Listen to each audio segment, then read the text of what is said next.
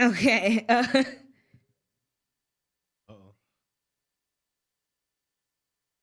Oh man, we can't have no. I was getting mention. texts like crazy. Oh. Well, yeah, I'm about to say I put my joint on. We lit. All right. But guys, for tuning in, sorry to cut you off. Tuning in just now. Yeah.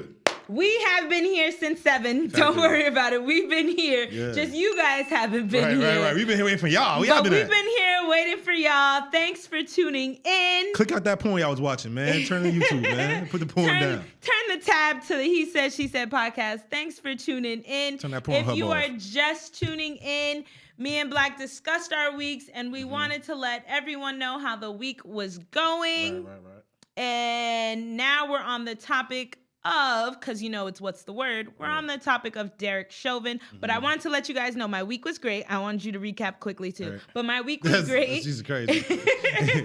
My week was great, and I just wanted to let everyone know that I am not antivirus because we just discussed it and you missed out, but a lot of people misconcepted what I was saying back in last week's episode, and I just wanted to catch everyone up.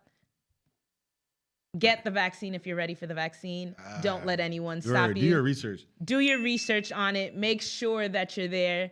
And, there you go. I'm just not ready for the vaccine. But when I am, you guys will be the first to know. Right. I'll let y'all know, too, because I ain't get mine either. I feel like I was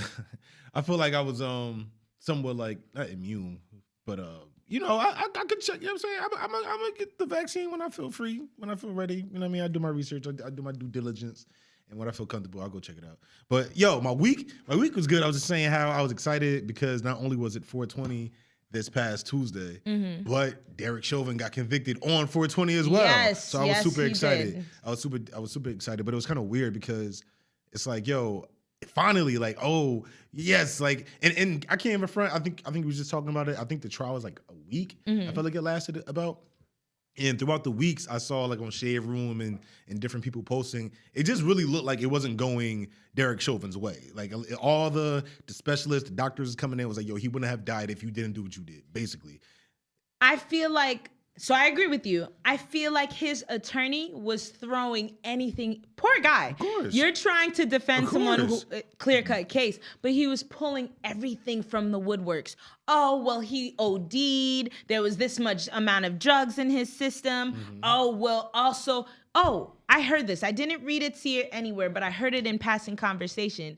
The attorney tried to say that I guess coming out from the engine is carbon monoxide. If I'm wrong, I'm sorry. Something like that. Yeah, but carbon something, monoxide. Coming out of the engine. Carbon. Was probably in George Floyd's body. He was inhaling it. He tried it. That's not a bad one, though. So he wanted to blame that. That's not a bad. He tried it. That makes sense because I do remember. That's how to get away with murder. But you know what? When it comes to law and things like that, every little bit counts, bro. And you know why? Because they're not trying to go to jail, but they should have put that same thought into not killing somebody. I was gonna say, even when it came to me, I'll be very transparent. I had a DUI case at a border point. I got arrested for DUI. I got arrested for DUI because outside looking in, it looked like I was drinking and driving. But when I got taken to the precinct, the sheriff, because at the time I was on the Parkway, so I forgot what they call it, state troopers. So when I got to the barracks, they call it, they had to give me the breathalyzer test. So so they didn't even give you the breathalyzer test on the stop. They gave me the open field sobriety test or something like that. They had to walk across the line, walk a straight line, do the your ass was dancing. I came from a party too. I was in a jail tone done. I was crazy legging down that shit. Wu-Tang. I'm not drunk. I thought I did good, right? I thought I did good. But basically, when they took me back to the barracks, they made me take the breathalyzer test. And he was like, yeah, if you blow over, I think it was like a 0.08, you'll be charged, yada, yada. And so I'm like, okay, I'm not about to blow hard. Like, I'm just like, he like, blow for 6 seconds. I'm like, like, I'm on some bull. Like, I'm not going out like this. I just got my degree. I'm not going out like this. Damn. And then, how recent did you just get your degree? Matter of fact, I didn't get it yet. I didn't get it. It was a week before. I was in Jersey to party. I was in Jersey to the party, bro. But yeah, Making anyway, these he mistakes. kept giving it to me. He kept making me retake the breathalyzer test. But you're supposed to wait 1 minute after every attempt. But because he was getting so frustrated with me, it was just like 10 seconds here again, 10 seconds here again. So that caused the attempts that I was doing basically all calculated up to another number. And the specialist that I hired was like, "Yo, you were supposed to wait 60 seconds. This is on the details of the breathalyzer thing. You didn't wait 60 seconds. So every little it's every little bit counts. But you know what? It goes a long way. I mean, I don't gotta do wild case, so thank God. You see what that happened. Thank the Lord for that. And your intelligence. Yeah, good it up you. Because I would have never even thought to do that. My sorry soapy behind would have been like, okay. No. Ooh, and blew straight into it. But no, I had to get a lawyer. I didn't know. No, I mean, on the spot, that was quick thinking. You blew into the breathalyzer like. Oh, you think you finna get me? Oh, you think, They would have got me. Let me tell you, they would have got me. Oh, no, I'm Mr. Man. I'm finna give you I'm gonna make you work tonight, brother. Dog. Nah, big dog. But So I mean, with Derek Chauvin, I assumed they were gonna try everything in the woodworks. But, so can I ask you, do you feel like justice is finally being served, or do you feel like this is something that's just going to fall under the cracks and seeping through, and everything's just going to keep going? I think for not for some odd reason, because I do have reasons why, but I think the like you said, the clear cut, the visuals of the killing of George Floyd shook the world. Like it wasn't just America; it was everybody throughout the earth, the country. Yeah, it was witnessed. That was witnessed, and it's like finally, like okay, he didn't get it wasn't dismissed. The trial didn't get postponed and everything like that. It was a week. He's convicted, and I think he's supposed to get the details of his sentencing is supposed to be like another 4 days. I think it's 8 days after. Oh, so he's not even in like a prison. He's in yes and no. He's in like solitary confinement. Yeah. And for his own protection. Granted, I get that. I get for his own protection because as soon as he steps foot, people aren't going to be a big fan of his. They're not going to be a big fan. So I get the solitary. But it's like, mind you, if someone did that same exact thing and they weren't blue, would they have gotten that solitary confinement? Probably not. Heck no. I don't see it. I don't see why. No, of course. But that's and I got a question. So is he in solitary confinement up until the date of his sentencing, or is he going to be sentenced and then he has in all the articles that I read, they just said currently. Currently he's in solitary confinement. Right. Okay. That makes sense. Until he gets sentenced and then True. It doesn't. You know what also happened on 420? What happened? A lot of people got high? Along with a lot of people getting high. Right. Another misunfortunate death happened. And that's why I felt ambivalent. Because it was like, I'm happy for this justice that happened. I'm happy that we finally got it right. I'm happy that, not even we, I finally that America, the justice system finally got it right. But like you said, that same day, Ma'Khia Bryant, there was another young woman I saw, and it wasn't by police.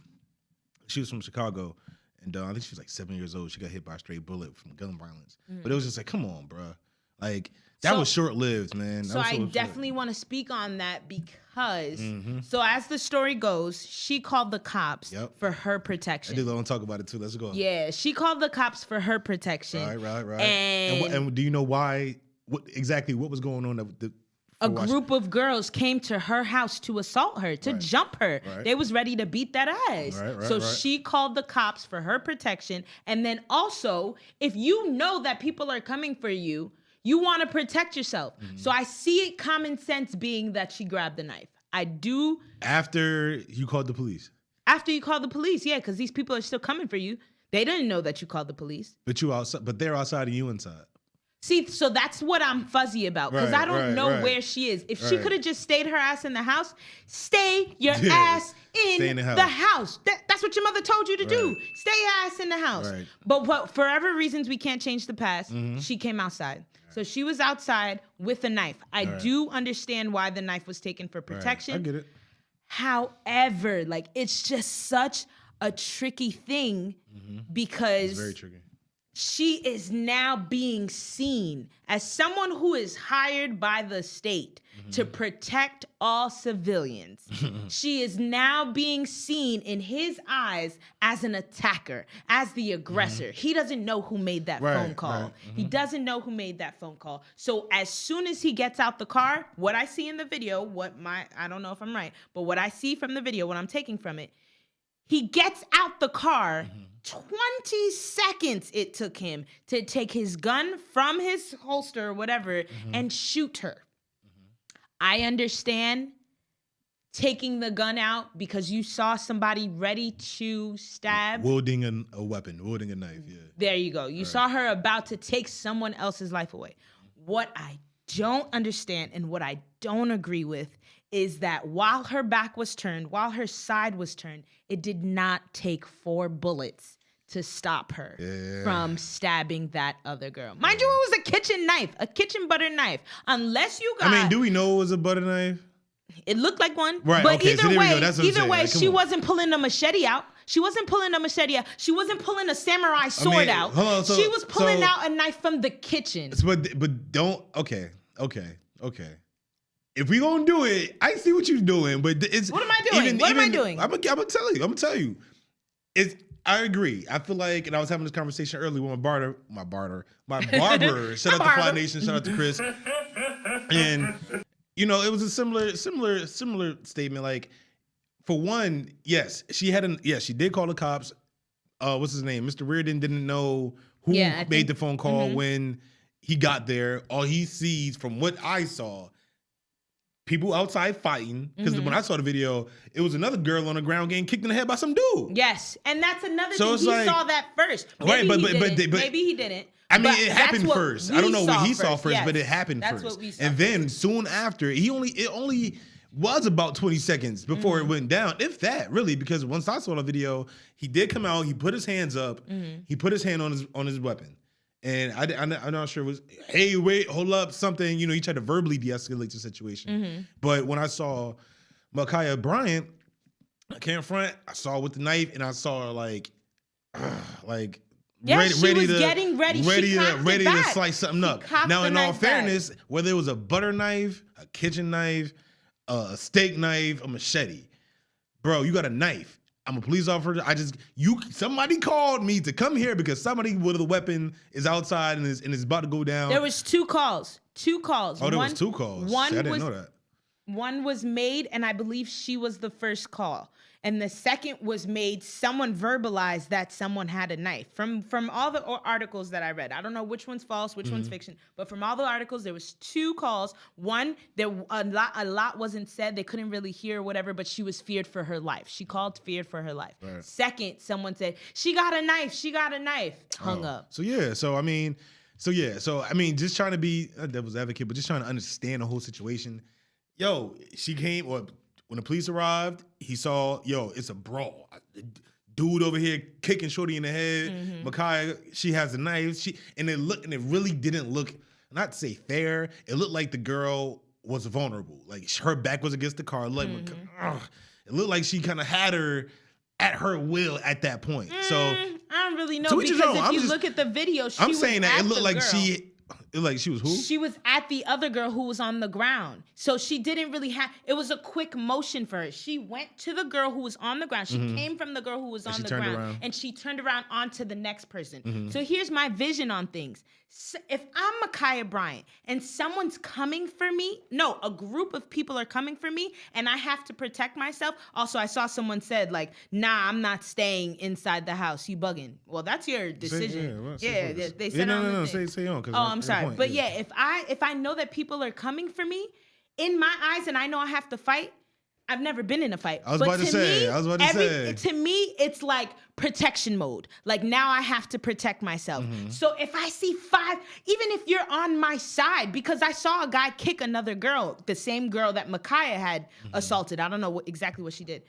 I don't even know, but I'm just knowing that I got to protect myself. So what got me is, you see that the officer, mind you, where's your other partner? In the video, you later see the partner coming from his left side. Like, if you both come in the same car, why didn't 2 officers come out on the side? Who knows? Whatever. I wasn't there. But with the officer, you're trained. You are trained to stop someone, to put people, not to kill them. You see a whole fight. He's probably seen multiple fights. But go back to Ma'Khia before. having the knife. That's my point. Go back to Ma'Khia having the protection. Knife. So you're saying because she was looked like she was protecting herself, the cops shouldn't have killed her.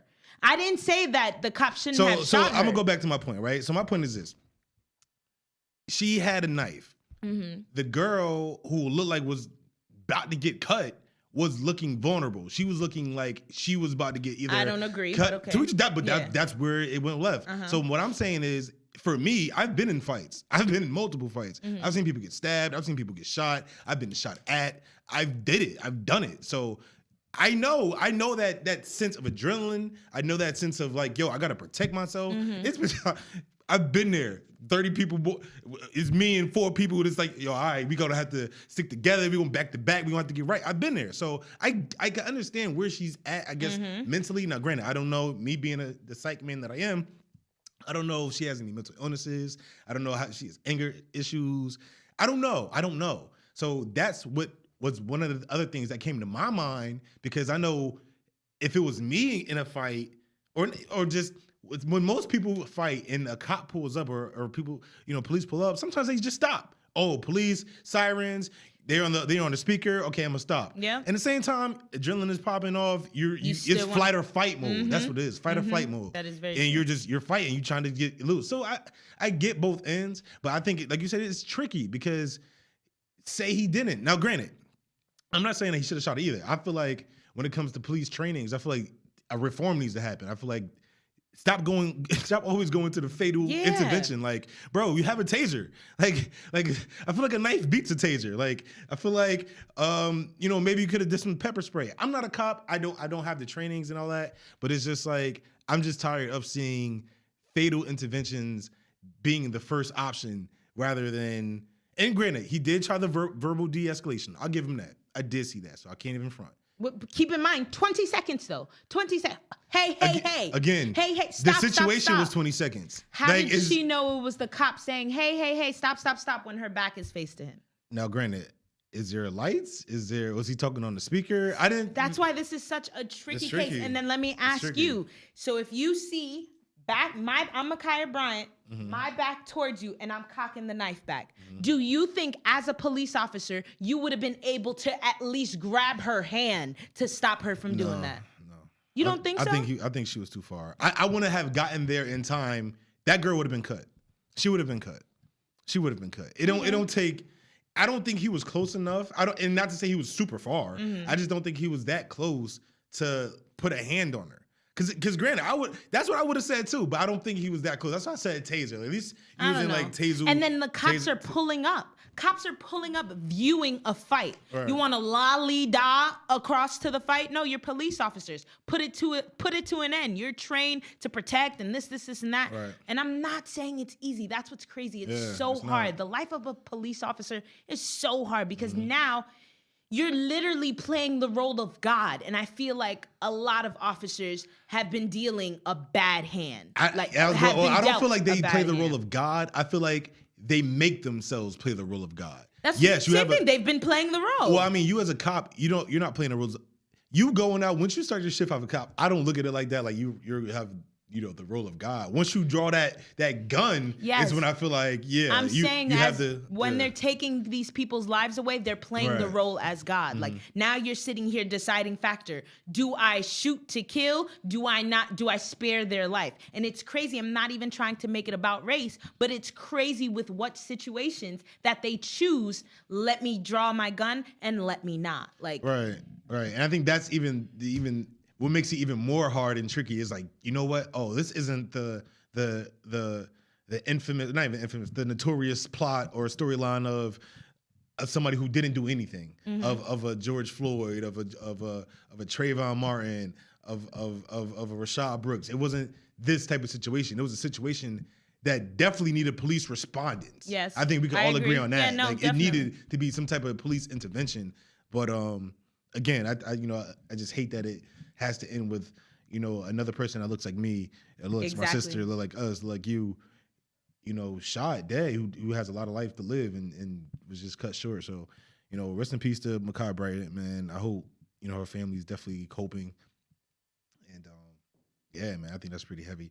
But, I definitely had to roll something up on 420 for that, bro. Yeah, it's definitely like you said, it's a hard decision to make, and there's so many things, especially if we weren't there and if we weren't present. So people are very quick to blame, and people are very quick to assume and sweep it up as another black killing, another and it's such a controversial and sensitive topic.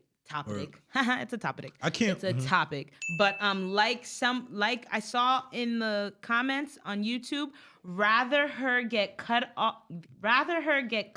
than that young girl losing her life. Right. And in all fairness, we don't know what that cut would have done. Like people and people got opinions. I'm not saying anybody's wrong, but granted, I thought the same thing. Well, you know what? Damn, maybe Shorty would have just had to get a quick little cut, for the officer to intervene another way. I thought about that too. But who's to say that cut would have went across her neck? We don't know that. Who says that cut wouldn't have went straight in her heart? Who knows that? Who knows what would happen? Like we don't know. But right, I mean, it is an unfortunate event. Right. And another event that happened on 420. So to just lighten a little bit, right. I won't say that you're the master or anything, but why don't you let people know? Because if you guys didn't know, and I hope you're all tuning in and watching, we have the New Jersey State Senator present for this show. So we're actually going to interview him in a couple of minutes, but before we bring him on, we want to let you guys know exactly why we're even talking about it, what 420, where did 420 even originate from, and why do people participate in the culture? Right. So you want to open up? So you know what? I'm going to hold the 420 part to you. I'm going to mention a little bit. So basically, obviously, we know that 420, it's the holiday for weed smokers, for marijuana, right? What I did hear was that it started in California. I think it was San Andreas. San Andreas, is that just a game, or is that really like a... It was in Marin County, California. Marin County. Yes. So basically... It's saying something, right? Saying... Something. Probably. Okay. Oh, no, you're talking about the high school. Right. San Rafael High School. San Rafael, I know. Yes, sure. Like San Rafael. Yeah, it was San Rafael High School. It was like 4 classmates. I think they were athletes. So it was a group of 5 athletes, in a sense, but they were classmates. Right. And they met around 420. They met around 420 because... Oh, 420 the time. 420 the time. Right. Every day, like after school, they met around 420 because all of their extracurricular activities were already done.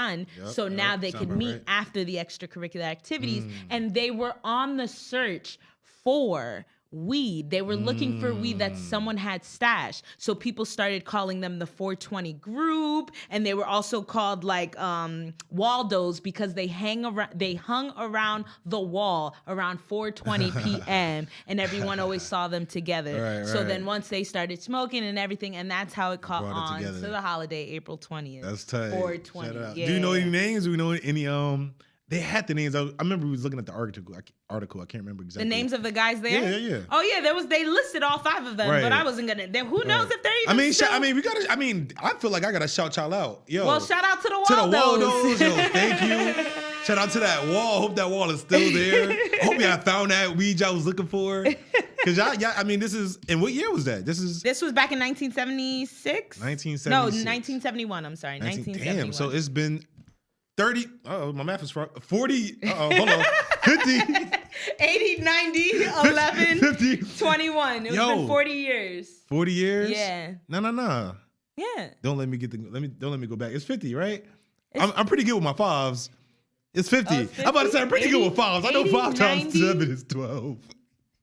Oh, yes, I skipped it. Yeah, okay. 2021. Either way, it's been 50 years. Shout out to the 50 year anniversary, yo. Shout out to the Waldos. Yo, happy 50-year anniversary, 420 to you guys, man. Wow. So continuing on the weed topic, as you guys know, if you're listening from Jersey, if you're listening from New York, if you're listening from Connecticut, shouting out all our viewers, lead has been legalized in New Jersey. I want to just clap it up, and not because of recreational. No, we can smoke. I'll clap it up for that. But there's a lot of benefits. There's a lot of benefits with weed becoming legal. So I just want to give it its props. And I feel like who better than to speak on it than someone who sat on making the decision. I don't know if he had to say. He'll let us all know about that. But who was involved and who knows about what's going on. And that person is Senator Joe Cryan. Yeah. So before he comes on, I want to just let you guys know that he is New Jersey State Senator.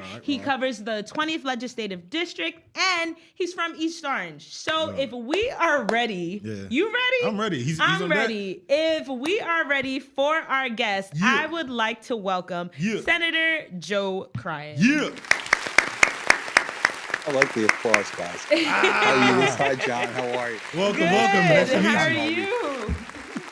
Oh, man, it's our pleasure, man. I never thought I'd be here, man. Actually, I appreciate the show. I got a little taste of it. It's great. Good for you guys. Well, we're so happy to have you. So just a quick, because I know I gave you E's little twang introduction. Could you just give us a little bit of your professional background and what you cover? Hell if I know, Edith. Well, thanks. On a professional background, I currently am the executive director of the Middlesex County Utility Authority. Before that, I had the privilege of being the sheriff in Union County, and before that, the undersheriff in Union County from 2002 to 2015. Politically, I've had the honor of representing the 20th district from 2002 to 2015 in the New Jersey State Assembly. The honor of being the majority leader as well as the state Democratic chairman. Obviously, I have the privilege of being the sheriff, and currently today I am the state senator for the 20th district. That comprises the communities of Elizabeth, Union, Hillside, and Roselle. So that's my past 2 decades. Yes, my stopping grounds. Yeah. I appreciate Shout both of out our to stopping Hillside, grounds. man. Shout out to Elizabeth, boy, all of our Elizabeth viewers. Yeah, shout out to Hillside, too. You two guys caused me a lot of problems as sheriff. So, Oh, yeah. time to get even. Hillside, we're good. We got some questions for the people. We're gonna try to balance this thing out, man. We're gonna try to help each other.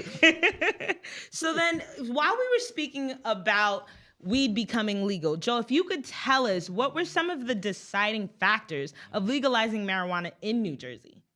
Okay. Well, thanks for the question. And by the way, I really do. I love your guys' advocacy. Thanks for being a part of making a difference. Thank you. Thank you. I have to give full credit. The weed, the passing of weed in New Jersey is a credit to Nick Scutari. He had the vision over a decade ago to say this is something we should do, and it was a very difficult fight along the way. The way that worked was New Jersey decided to do it legislatively. Other states did it on a ballot referendum because New Jersey, by definition, weed has grown in popularity each year. People have become more acceptance of the use of marijuana for medicinal and obviously for recreational. It passed a referendum in the Township of Union, for example, a few years ago. So the battle in New Jersey was really almost a generational battle. In the New Jersey Senate, there were a number of folks that maybe weren't, I'll say, as young as you guys, who had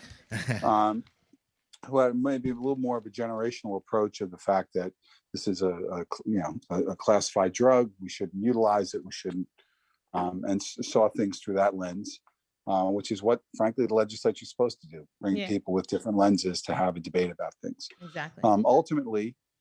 And I have to give Senator Scutari real credit here. His perseverance, a lot of education, a lot of lobbying, I'm not going to kid you, and a lot of appeal for a variety of different reasons. And hopefully we get into a little bit of them, whether it's in what was fair for folks that have been treated unfairly by marijuana over the years, or whether it was, frankly, just a money grab, or quite frankly, people literally wanted it. So the people that represent them are supposed to listen and make sure that happens. I think it had a variety of reasons for doing it. Yeah, true. But ultimately we got there, and it was certainly a road well traveled. And I'm glad we got here too. Me too. And I think it came out. So you guys are into this, huh? Yeah. I think it came out the perfect time. I mean, you have COVID going on. Nobody's really going outside. I'm in the mental health pack field. So, and you have a lot of people trying to cope, and not to say that weed is a great coping skill, but just to say that it could kind of help out with different other issues, whether it's like inflammation, health issues. But you touched on something that was really interesting, and I actually researched it earlier, that you're right. The popularity of weed throughout America increased from like, I think it was 1969. It was 12% across America. Really? And in 2018, it was 65%.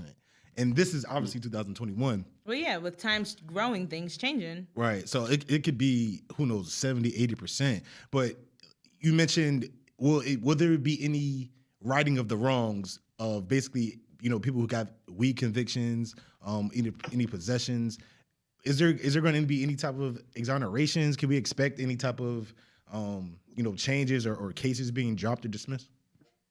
John, yeah, you will. And I missed one point that I do want to make sure you're aware of. When New Jersey moved to medicinal marijuana, that created, I think, a lot of passageway for people to say, wait a minute, me and my back can feel better and I'm not a criminal. Things like that, I think really help pave a path as well for the passage of marijuana.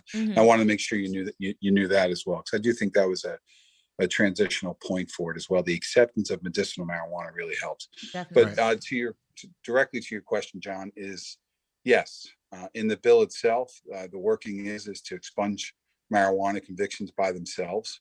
And that is up to over a pound of weed. I'll say it's actually close to 5 pounds of weed, which is one of the more controversial points of the bill. But the whole idea here, yes, there should be a lot of money in this industry, and Lord knows there will be. Hopefully there's jobs, and maybe we get a chance to talk about that as well. For sure. But for a lot of people, and you're talking to one of them, the idea of fairness was supposed to be a piece of this. And cleaning records and making sure that folks, and I'm going to give you a story if you don't mind. Yeah, of course.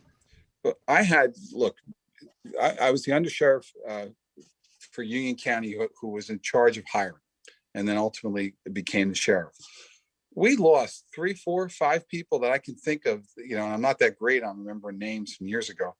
People that we wanted, people of color, because we needed diversity, not just because we needed diversity in the office, but it was part of the mission that we had. And we lost them over stupid marijuana offenses. Very true. Right. Okay. And you're talking about kids, and I say kids because they're in their, late teens, early 20s, really just defining their lives, who could have had wonderful careers. And I would argue law enforcement is an absolutely wonderful career for service, that didn't have that opportunity over something really stupid. And study after study and data after data showed that if you look like me, maybe you didn't have that offense. Bluntly, John or Edith, if folks look like you, they had more of a chance of doing that. Yeah, exactly. And it was just patently unfair. Mm-hmm. So I think there is a lot of rights in the wrong. Folks that simply have a marijuana conviction should anticipate an expungement of that. The law is pretty clear about it. The technicalities of doing it aren't so simple.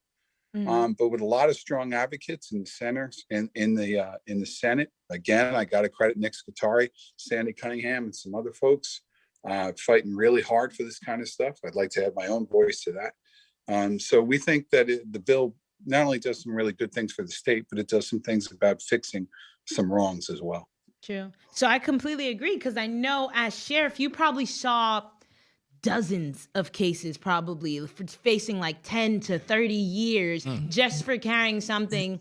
I don't know the proper terminology, but just for carrying something probably like this big, and now they're facing up to 10 years. So it's just mind-boggling to know, like, now that weed, I keep saying lead. Right, what am I trying to get into? Legalizing and weed, you put it together. There you go. You're leading away. A little mix there, yeah. But now that weed is legalized, that stress off their, who knows, they could now be free for being sentenced for 20. Exactly.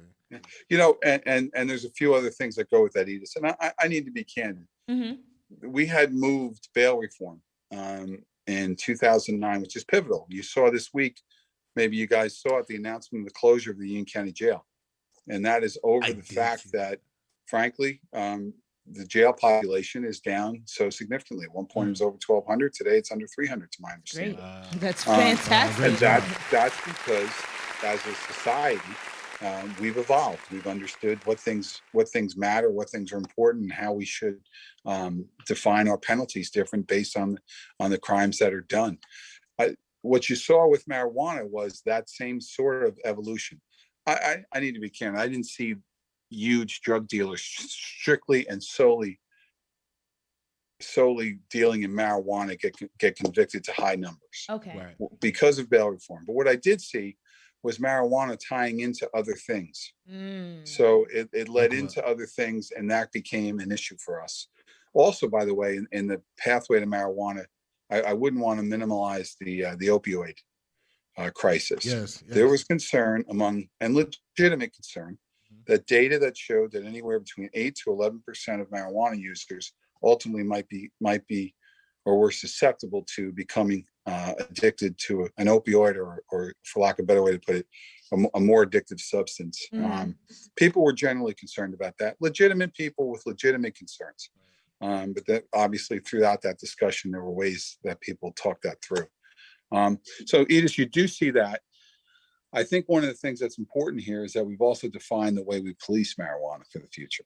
And that the individual, the nonviolent offender, frankly, is not going to jail for their first offense. Okay. I think that's a pretty important piece of it. Right. When we looked at, maybe I'm talking too long for your broadcast. No, please. I have so many questions. Yeah, I was going to ask while you're speaking about that. I'll give you an example. When we looked at the COVID pandemic in our jails, right? And our jails are disproportionate to our society in terms of who's populating them. Very disproportionate. One of the things we found is that generally there weren't a whole lot of non-violent folks left in that system. Right. Not that there weren't any, but generally the system, bail reform, as I call it, works.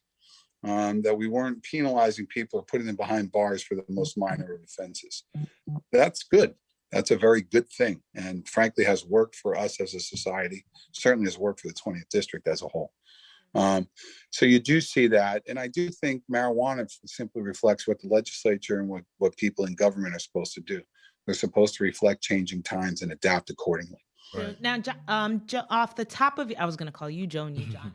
Joe, off the top that would be bad for John and good for me. Get out of here. Here you go. But off the top of your head, while we're speaking on it, do you know the limitations on like recreational and medicinal weed, like to carry? Do you know the amount? Sure. 6 ounces on recreational, 3 on medicinal. So when you say recreational, right? And again, like you said, there's a stigma, right? There's obviously a stigma of the interaction of Black African Americans and police. I mean, there's a conflict there. There's friction between the interactions, right? So for someone who looks like me, for our listeners, for the people who Hillside, Elizabeth, people who are listening, could you break it down? Recreational smoking weed, what does that mean? That mean can we walk down the street with a joint, with a blunt, with a bong, how and not being fair? John's definitely being blunt right now.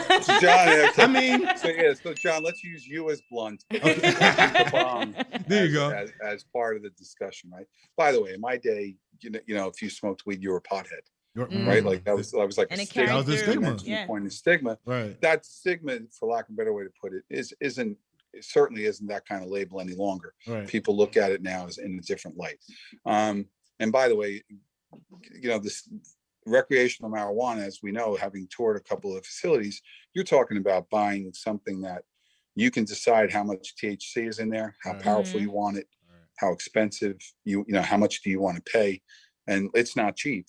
But it's certainly a different type of product, I'll just say, than for those who might remember marijuana from high school or college, I'll say. Anyway, the point being is that recreational is not a defined market yet. The Cannabis Commission literally was created in the past couple of weeks. Cannabis Commission, I'm very proud because one of the members, Maria Del Cid, lives in the township of Union. She's brilliant. Nice. Shout out to y'all. The Cannabis Commission will define the rules and regulations as to how to promulgate marijuana ultimately up to a retail experience. One of the problems with medicinal marijuana now, not to differentiate the two, is a lack of supply. There's not enough marijuana for the demand. And in the industry, there are certain types of strands that as soon as they're ready, they sell out literally the day they go into the medicinal stores. Right. So it's important because there's a variety of different licenses. There's a retail license, a distribution license, a growing license, a manufacturing license. All those, that industry needs to be defined as it moves forward. And that's the first piece of it. So there's no recreational, there's no store to stop into, right? As John, you and I ultimately are going to end up right in Edis's marijuana facility to buy our weed. Right. But, when you get your card, get mine too. I'm gonna pick mine up from you. Absolutely, right? So, and when that happens, that's going to be a little while. Okay. First, from the opportunity to set up the industry. Second, obviously, to grow in terms of what's the expected demand, which would be significant. And then three, obviously, communities have to define how do they want this. There are communities that want to participate in the retail marijuana experience. There are communities that have already said no. And each town, all 566 in New Jersey, are going to have to define what do they want to see out of it and how they want to define it. Right. And I'm happy you said that too, with so many points that you mentioned, even from the opioid. I actually saw that in some practices, basically like the mental health field, sometimes they use marijuana use as a way to cope with substance use, mostly opioid use. Sometimes, and it could be CBD, it may be like less THC in it, but I saw that, it's kind of a slippery slope with that too, because they don't want to cause the addiction to marijuana, but they want you, they rather have you off that harder substance, that Schedule 1 substance, and, have you on something a little bit less, harmful to you. Yeah. Exactly. Yeah, step down. They want you to step down, right? It's kind of like in some other places, I'm trying to remember the name of the drug. You take it every day. There's different approaches to that, but stepping people down, stepping them off is certainly one of them. There's a variety of drugs that are used for that. Right. It's part of it, but the reality of it is, I think from COVID is people said, wait a minute, man, I'm in this house all day and I can't smoke a bong in here, or I can't have one. Like, what's up with that, right? Exactly. Like, if COVID did anything, right, we saw that retail alcohol sales went through the roof, right? Oh, wow. Partly because the bars were closed. Yeah. But people certainly, I think, have made a decision. Wait a minute, I'm a grown up in my home. I want to do something, and frankly, I should have the availability to do that. So what you'll end up seeing, I think, is when towns define what they want to do, you're going to see the retail experience evolve, much like nobody thought of drive-throughs 20 years ago or 25 years ago. They weren't the big thing. Now you must have a drive-through in many sort of fast food experiences, and certainly have to be able to deliver food today. Exactly. On a takeout business. That evolution is going to be part of the marijuana sales evolution as it goes. And I think you'll end up ultimately seeing, I don't know if it'll be DoorDash. They do that in New York, I think. Yeah, but John, you won't be able to smoke your blunt down the street. So that's a, so that's a no. Don't go. That's a no. See, good, because I'm making sure. You heard it from the man himself. You heard it from the man himself. But you did have a point. I did want to mention. You did share. I did see also that there's 566. How do you say it? Communities. Municipalities. But I think there was only 563 who refused. I think it was like Seagirt. It was random. It was like 3 towns I've never even heard of. So I'm curious, like you said, communities have to come together and agree how they want to move forward when it comes to retailing and I guess producing marijuana. If a community or a town refuses to do so, how does that work? Are the limitations increased, or can you not use recreational marijuana there? Sure. Municipalities have the power of zoning. Mm-hmm. And by the way, in the law, they've got some decisions to make by August. Now, there's a carrot to towns, which gives them a percentage of the sales. And there's big money in marijuana sales. Mm-hmm. So towns would get 2% of sales. Some cases, you're talking like some serious money here. Mm. So some communities are going to make a decision. Hey, I can put this somewhere. I can zone this. And I'll give you an example. Let's use, you guys were talking about hillsides. Let's just use Route 22. Hey. So, and I do not know officially Hillside's position. So I want to be clear on it. This is just, I think we need to find out. I think we need to find out, Mr. Cryan. Okay. All right. But I don't for the purposes of this conversation. Let's say Hillside says, you know what? I don't want marijuana. So you're on Route 22 and you're in Hillside, either east or westbound, but Newark and Union do want it. Just for theoretical conversation. Right in the middle. So you're going to drive 1.5 miles on Route 22 either way, or 2 miles, whatever it is, and be in a community that has it versus one that doesn't. Exactly. So those kind of decisions are going to impact communities, I think, geographically, financially, and define the community themselves. There's a lot of, I don't know how many towns, I didn't poll, probably should have checked it, but there are a number of towns that simply say, no, we don't want it here. And, one of the things we need to be careful of is, just like we looked at and we spoke earlier about the discriminatory practice of who was charged and when and how that works, we need to make sure that communities are balanced on this too. Now, I know that's another piece of this. I know we don't have much time, but I do want to ask one last question, Joe. Should we expect like state jobs to require less or even more, to require less or more drug screenings with marijuana now being legalized? Interesting point. Interesting question. I think people are going to have to define. Here's what I think. I think for certain, you should expect more testing in any sort of, and let me just talk first about law enforcement. I mean, if you have a weapon, you should expect testing, period. End of story. It'll be part of contracts, but if society and government has decided that they can empower you with a weapon that can literally take a life, you should expect a significant amount of drug testing to come with that. Exactly. I agree. I think you'll see, I think you'll see it in utilities, which, as we've learned here, whether it's in the grid or other areas, define our life in a significant way. And then I think you'll find industries find that right balance for themselves. So I don't think the average government employee, I don't want to say average because nobody's average, but folks who are working in a tax department shouldn't expect more testing. But I do think you'll see in particular defining segments of whether it's government or in private industry. We empower in private industry in a lot that's critical for what we do day to day.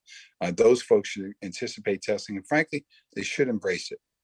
When you accept a job that requires you to be physically alert, and we all know this, if you're stoned, you're not alert. That's the whole idea, right? Exactly. You're not smoking that blunt because out of happiness, you want to get it. You're not there yet, right? So fair point. You know what I mean? So you've got to be, if you've accepted a position that requires that responsibility, you need to be an adult and do it. Exactly. So, I agree. Hopefully. Joe, I appreciate you so much for coming. This was beautiful. We appreciate you for dropping the jewels. Thank you so much. And you kept it so real, man. I appreciate that, man. Man, John, you putting up with Edith? I love you. Hey, man, we make it work. To talk to you guys. Thank you. Thank you so much, Senator Cryan. Take care. Have a good one, Senator. Peace. Bye-bye. Oh, man, that was dope. That was great. That was really dope. Shout out to Senator Cryan. Shout out to taking Senator the Cryan. time out to do this interview with us. We really appreciate it. And not only that, I think I love transparency, yo. I love transparency. Exactly. I love keeping it real. I was gonna say we love to keep it real on this show, and he did. And I love when our counterparts be real about what's going on about the climate. Hey, it's people that look like us that's treated unfairly and that's getting higher, charges for the same weed possessions that, Caucasians or white people are getting. So I think that's dope, man. Shout out to Senator Cryan. Shout out to the Cannabis Commission, yo. That sounds dope. We got a Cannabis Commission. You got to sit on the Cannabis Commission. You feel me? What? I'm going to applaud. But I know we don't have a lot of time left. That interview took a lot, but we appreciated that. Thanks. I just want to ask you a couple of questions before we head out of here. When was the first time you ever tried weed? Yo, the first time I ever tried weed, you're going to answer after me, right? We'll see. Okay. So the first time I tried weed, yo, I was all of like 13. Yo, I was a freshman in high school, yo. Do you think you were too young? Looking back on it now. Honestly, okay.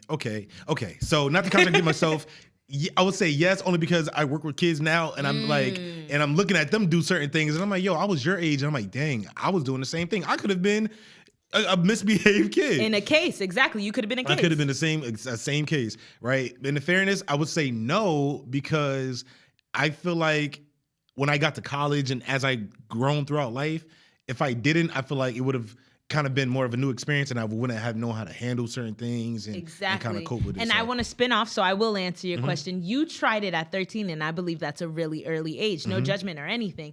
But now spinning exactly to what you said, I tried it at a later age. And I feel like not saying that I wish I tried it at 13, but I wish I was more knowledgeable about it before when I tried it. Because I feel like when you're so sheltered and you're not aware of so many things, when you finally get to experience things, you go buck wild. Like, you go buck wild and you're trying stuff that you shouldn't be trying and you're doing things that you shouldn't be doing. So like you said, like, I wish I was more knowledgeable, not even having to try. Like, because I remember the first time I did try weed, I was like, what do I do? How's this gonna make me feel? Oh my God, I'm so paranoid. And I hate those people. Like, bro, just take a pull, bro. Exactly. That was me. I was one of those people. But now looking back on it, it's like, whenever the Lord decides to bless me with kids, I'm going to make them knowledgeable about all of it. Like, let your kids know. Let the youth know, yo.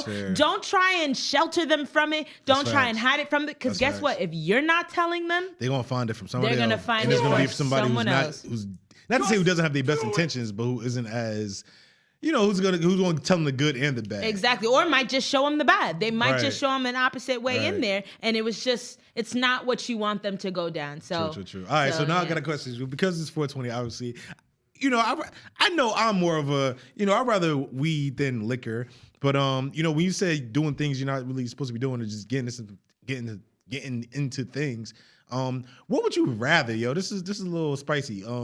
Would you rather have sex under the influence? I wasn't ready for that one.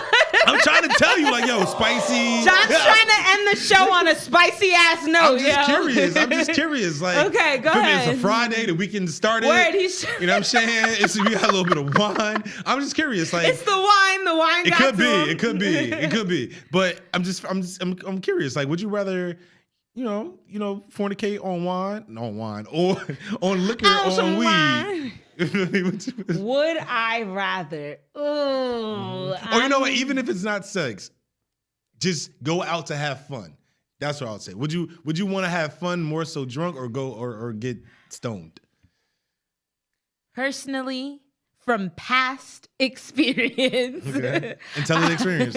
You said what? Intelligent experience. I would say on all of the above, except for driving, because I wouldn't want to be either. But all of the above, I'd rather be high. Because when you get drunk, you get sloppy, you get headaches, you throw up, and all this stuff. You know what happens when you get high?